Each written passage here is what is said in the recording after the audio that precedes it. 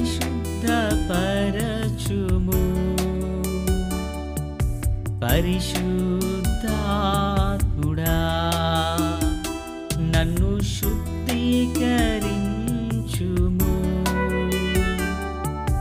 నా ప్రియ శుద్ధాత్ముడా చెట్టునకు మంచువలె భూమికి వెలుగువలె విత్తనముకు నీరువలె నాకు నీ ప్రభావం. చెట్టునకు మంచువలె భూమికి వెలుగువలె విత్తనముకు నీరువలె నాకు నీ ప్రభావము అవసరమయ్యా. అభిషేకించు నాకు అవసరమయ్యా. నన్ను అభిషేకించు నీ ఆత్మతో నింపు. పరిశుద్ధపరచుము. పరిశుద్ధాత్ముడా నన్ను శుద్ధీకరించుము.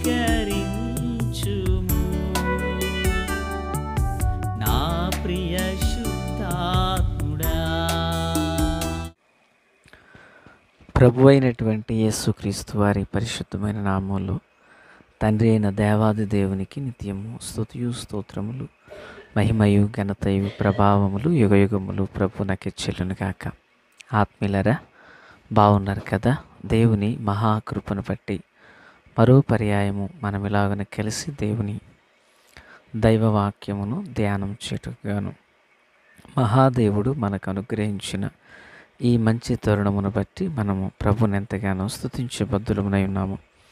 దయగలిగిన ఆయన ఆత్మచేత సమభూమి గల దేశమున ప్రభువు మనలను నడిపించునుగాక. ఆమె నేటి దిన వాక్య ధ్యానం కొరకైన భాగము నిర్గమాకాండము 34వ అధ్యాయము. ప్రియులరా, వారి 12 నుండి 16 వరకున్న వచనాలను మనము ధ్యానం చేయబోతున్నాం. 12వ వాక్యం, నీవెక్కడికి వెళ్ళుచున్నావో ఆ దేశపు నివాసులతో నిబంధన చేసుకొనకుండా జాగ్రత్త పడుము, ఒకవేళ అది నీకు ఉరి కావచ్చును. ప్రార్థన. మహాపరిశుద్ధుడా, ప్రేమగల తండ్రి, కృపగల దేవా, స్తోత్రాలు. చదవబడిన ఈ మాటలు మీవి. ఈ వాక్యపు సారమే సత్యం. ఆ సత్యము నుండి మమ్మలను సర్వసత్యములోకి నడిపించండి. మీ దీవెన ఆశీర్వాదం సమృద్ధిగా మాకు దయచేసి మేలు చేత నింపి నడిపించమని, రహస్య రాకడ కొరకి సిద్ధపరచమని యేసయ్య మహోన్నతమైన నామములోనికి ప్రార్థించిన మనవులన్నీ పొందియున్నామని నమ్ముచున్నాము మా పరమ తండ్రి. ఆమేన్. ప్రియులారా, బాగున్నారు కదా? ఈరోజు మనము ఈ భాగము నుండి నేర్చుకొనుచున్న వాక్యపు అంశం, అన్యజనులతో నిబంధన చేసుకొనకూడదు.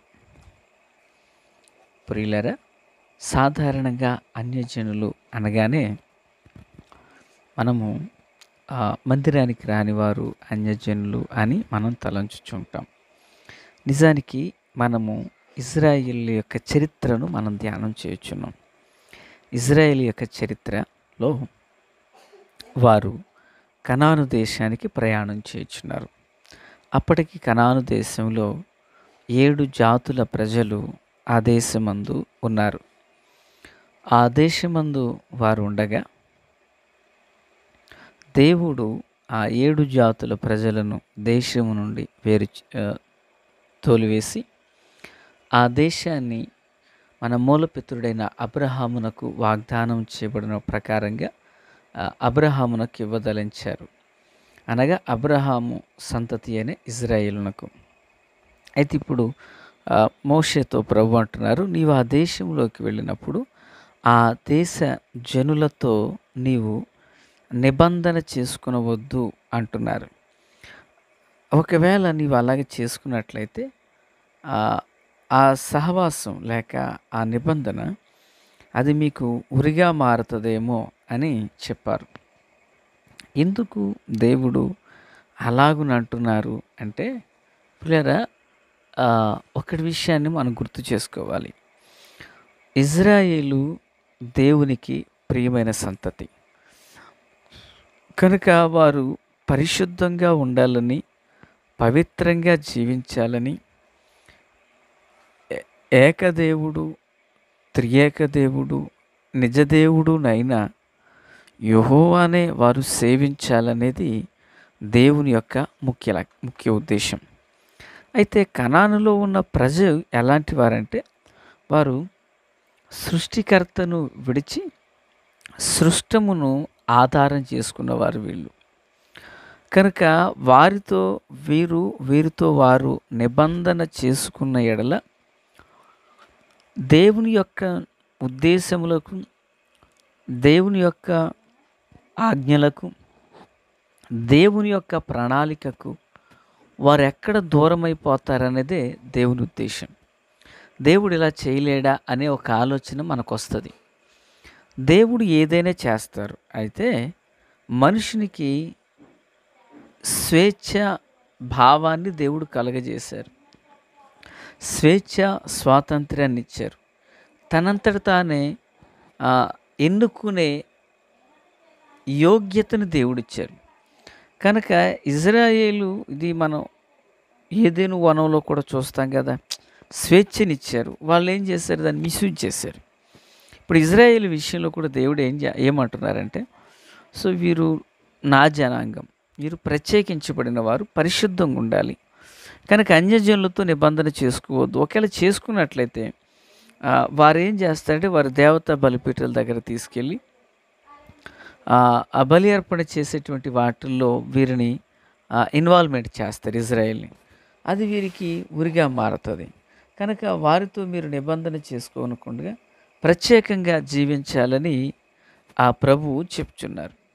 పిల్లరా, అయితే ఇజ్రాయేల్ యొక్క సంతతి వీరు ఎలా ఉన్నారు అని మనం యోచించినట్లయితే, అయితే ప్రస్తుతం వారి యొక్క జీవితం ఎలా ఉన్నా, తరువాత కాలంలో న్యాయాధిపతులు, ఆ తర్వాత రాజుల కాలాన్ని మనం చూసినప్పుడు ఎంతోమంది వారితో సావాసం చేశారు. ఉదాహరణకి సొలొమోను మరి అన్య స్త్రీలను వివాహం చేసుకున్నాడు కదా. వారి హృదయాన్ని, సొలొమోను యొక్క హృదయాన్ని వాళ్ళు ఏం చేశారు? త్రిప్పివేశారు. పిల్లరా, సొలొమోను ఎంత జ్ఞానం కలిగిన వాడు, ఎంత వివేకం కలిగిన వాడు, దేవుని యొక్క కృపను బట్టి దేవుని కొరకు నిలవబడిన వ్యక్తి అతడు. కానీ ఒకరోజు ఏమైందంటే, ఆ అన్యజనులతో సావాసం చేసి విగ్రహాల వైపు తన హృదయం త్రెప్పబడి నిజదేవునికి దూరం అయిపోయిన వ్యక్తిగా మారిపోయాడు.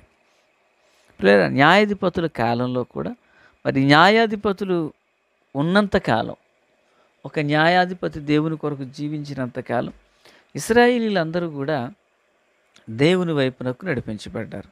ఆ న్యాయాధిపతి ఎప్పుడైతే చనిపోయాడో మరలా వీళ్ళు లోకం తట్టుకు త్రిప్పబడ్డారు. ఇలాగున వారి జీవితాన్ని కొనసాగించడం జరిగింది. ఆత్మీయులారా, క్రీస్తునందు నాకు అత్యంత సన్నిహితులారా, జీవము కలిగినటువంటి దేవుని ప్రియమైన పిల్లలుగా, ఈ పాఠం మనకు కూడా ఎంత అవసరం. అన్యజనులతో మనం మమేకం అవడం కాదు, మిళితమైపోవడం కాదు, మనము ప్రత్యేకంగా జీవించాలని ప్రభు ఆశపడుతున్నారంటే వాళ్ళతో విరోధాలు పెట్టుకోవాలని కాదు, వారి యొక్క ఆచార సంబంధమైన వాటిల్లో మనం జీవించకూడదు అనేది అర్థం. సొలొమోను అంతటి మహాజ్ఞాని పడిపోలేదా? శాంసోను బలవంతుడు ఒకరోజు మరి చిన్న చిన్న బలహీనతలకు లోనై గొప్ప అపాయాన్ని కొని తెచ్చుకోలేదా?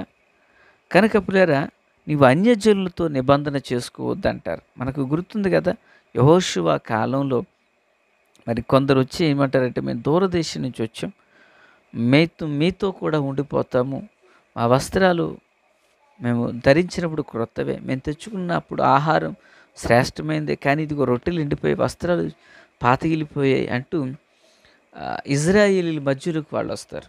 అప్పుడు యెహోషువ వాస్తవమే అనుకుని వారితో నిబంధన చేసుకుంటాడు. తర్వాత దినాన్ని తెలిసింది వారు కనానీయులని. ఆ తర్వాత వారిని యెహోషువ ఏమన్నాడంటే, మీరు మమ్మల్ని మోసపుచ్చారు కనుక మీరు బ్రతికినంతకాలం సర్వ సమాజానికి కట్టెలు కొట్టువారుగా, నీళ్లు తోడువారుగా ఉంటారని చెప్తారు. అంటే అన్యజనులతో నిబంధన అనేది, అన్యజనులతో సాంగత్యము లేదా వారి బలిపీఠాల దగ్గరికి వెళ్ళి ఉండడం అనేది, అది ఎంతో ఇజ్రాయేలుకి బాధను, నష్టాన్ని తెచ్చిపెట్టింది. ప్రవక్తల కాలంలో దీన్నే వాళ్ళు హెచ్చరిక చేశారు. ఎలీషాలు యొక్క పరిచర్యలో వారి పోరాటం అంతా ఇదే కదా. బయలుదేవతలకు వాళ్ళు త్రిప్పబడిపోతే వారందరినీ మరలా వెనక్కి తిరిగి నడిపించడానికి వీళ్ళు ఎంతగానో ప్రయాసపడ్డారు. ఆత్మీయులారా, మరి శాంసోన్ కానీ, న్యాయాధిపతుల కాలాన్ని కానీ, అలాగుననే మరి సొలొమోను కాలం, ఇజ్రాయేల్ యొక్క రాజుల కాలం, వీరి జీవితాలను చూసినప్పుడు అత్యంత సునాయాసంగా వారు పడిపోయినట్లుగా మనం చూస్తాం.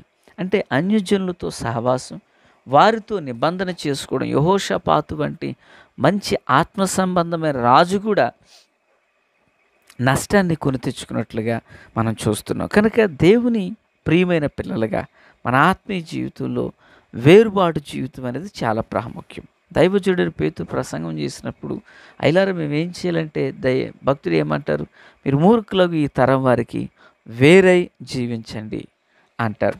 అంటే మనము కూడా లోకంలో మనం ఉంటాము, అయితే లోక సంబంధమైనవి మనకు అంటకుండా జీవించాలి.